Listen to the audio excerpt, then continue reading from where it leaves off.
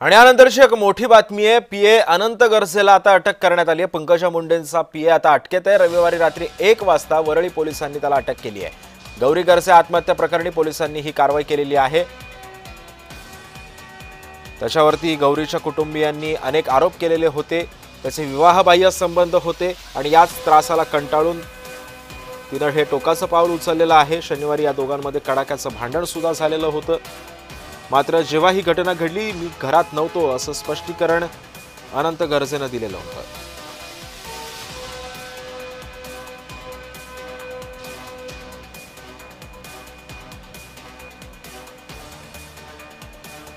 अखेर आता अनंत गरजेला अटक करण्यात आलेली आहे। आणि या संदर्भामध्ये माहिती देण्यासाठी सामाजिक कार्यकर्ते अंजली दमानियाजी आपल्या सोबत आहे। अंजली जी, तुम्ही सुद्धा या घटनेचा वारंवार पाठपुरावा केलेला होता, तुम्ही सुद्धा आक्रमक झालेला होता आणि अखेर या अनंत गरजेला अटक झाली, आपली प्रतिक्रिया?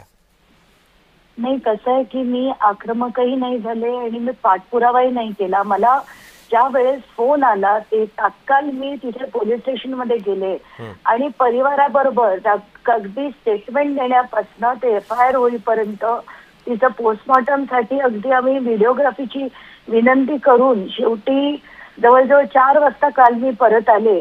पण ते का केलंय मी, कारण मला माझा जीव तुटतोय की हे परत परत जे महाराष्ट्रात होतंय, म्हणजे अक्षरशः क्षुल्लक कारणांवरनं ही भांडणं होऊन आज एकानंतर एक जर 2 डॉक्टर मुलींना आपले प्राण गमवावे लागले तर हे अतिशय धक्कादायक आहे।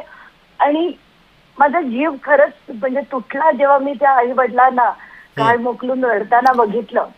आणि आताच्या घटनेला याला अटक झाली आहे अनंत गरजेला, की त्याला म्हणजे त्यांनी सरेंडर केलं याची काहीच कल्पना मला मिळालेली नाहीये पोलिसांकडनं अजून। आताच्या घटनेला फक्त एवढंच कळलंय की रात्री 1 वाजता अटक झाली आहे।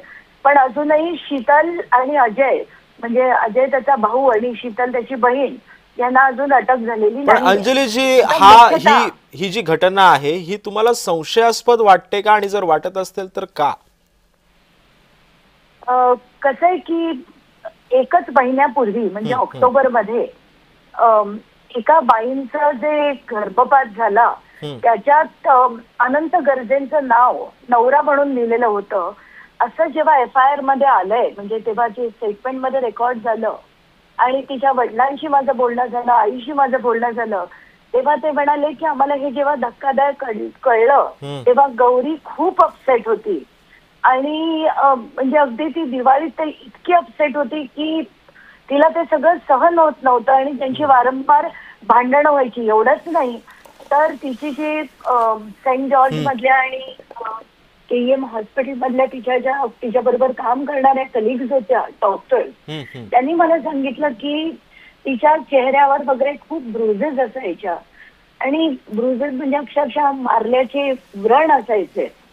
तर हे सगळं ऐकल्यावर खरंच खूप संताप झाला होता आणि असं वाटलं होतं की कोण आहे हा माणूस जो इतका म्हणजे हात उचलेपर्यंत तो बायकोवर हात उचलतो आणि एवढं करून सुद्धा तिला इतकं सहन करून शेवटी हे जे झालंय ते एकतर म्हणजे अतिशय वाईट झालंय।